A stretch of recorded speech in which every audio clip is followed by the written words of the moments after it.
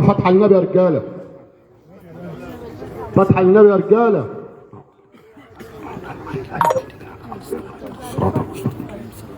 صراط الذين انعمت عليهم غير المغضوب عليهم ولا الضالين. اللي اتعلمناه واللي عرفناه من اساتذتنا والناس الكبيره ان احنا طبعا الاول بنقول لاخواتنا اللي هم الطرفين اللي هم في الاول وفي الاخر ان شاء الله هم راجل واحد، وهنخرج من هنا كلنا راجل واحد.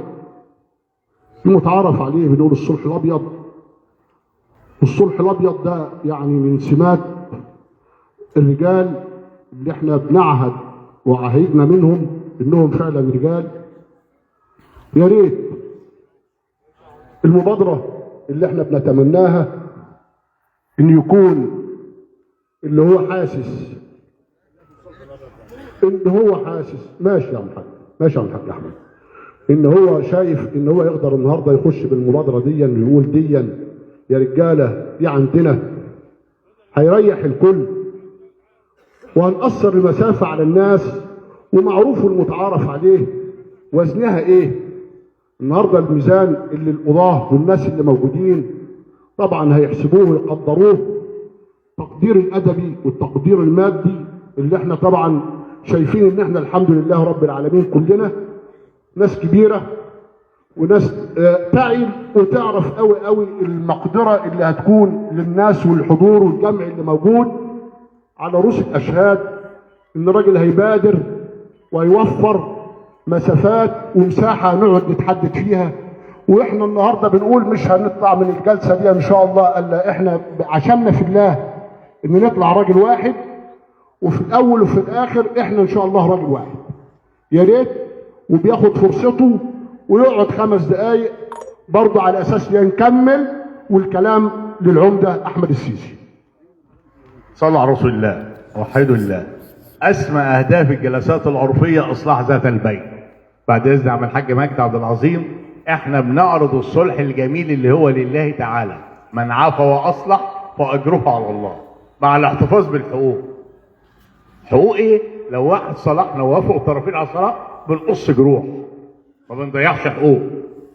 من عفا واصلح فاجره على الله. وزي ما قال عم الحاج مجدي، احنا راجل واحد وبلد واحده، والعقلاء والحكماء في القريتين كلنا نعلمهم ونعلم مدى حرصهم على الود والعلاقه بين الطرفين.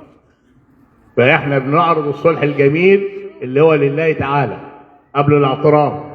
اول درجه الصلح الجميل، ينادي منادي يوم القيامه: اين الذين اجرهم على الله؟ يقوم الصائمون والصابرون والعافون عن الناس يدخلون الجنه بلا حساب ولا سابقه عذاب.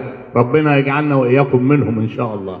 فاحنا بنعرض الصلح الجميل، ان وافقوا الطرفين على السعي والرحم، ما وافقوش احنا بنعرض الايه؟ الجلسه الثانيه او الوضع الثاني او القرار الثاني، وعم الحاج مجدي هيعرضه بعد ما نشوف ايه رايكم، وهنديكم فرصه تتشاوروا في هذا الامر بينكم وبين بعض مع قص الجروح. ها؟ ايه؟ الصلح الابيض من غير كلام، وهنقص جروح، بقص الجروح. لا واحد لا ده العرض الثاني يا عم الحاج، انتوا علمتونا كده. الصلح على طول بين الناس وبعض.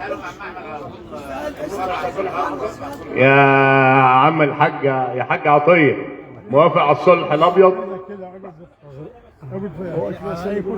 ماشي يا باشا. حاج قريب موافق على الصلح الابيض؟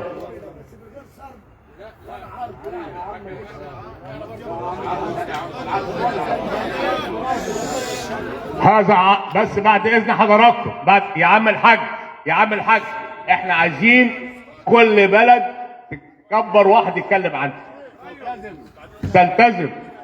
ده يا عم غريب.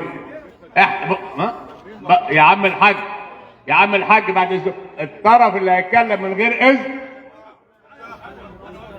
احنا قاعدين ب2 مليون جنيه.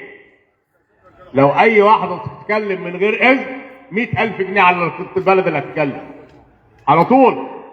عشان ايه؟ مش عايزين الكلام. احنا جينا هنا لنقرب وجهات النظر، لنقرب وجهات النظر، لنصلح لا نفرق.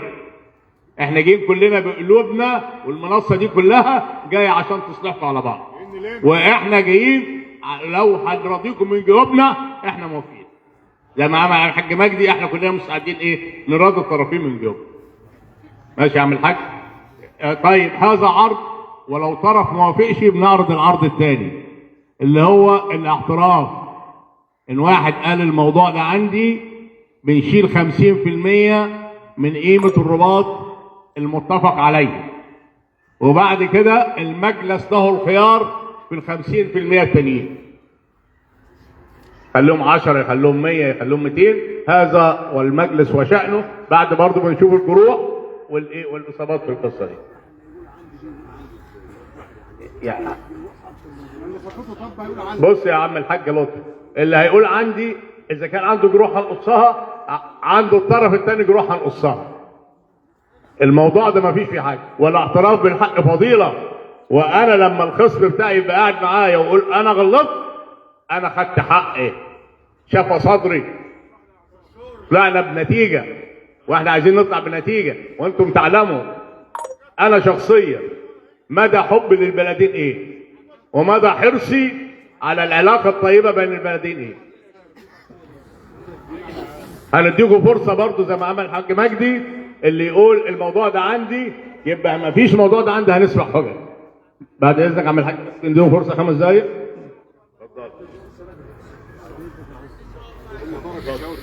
الطرفين يا جماعه للذكاء. السلام عليكم. الطرفين يجوا قدامنا هنا، الطرفين مين ده؟ يجوا جنب بعض هنا، يجوا جنب بعض. تعالى يا حاج، يجوا جنب بعض هنا عشان ماشي ماشي ماشي ماشي. السلام عليكم. الاول كده احنا اتشرفنا النهارده براعي البيت الراجل المحترم الحاج يوسف، واتشرفنا بالبلدين شلشلمون والزنكلون، صلى على النبي.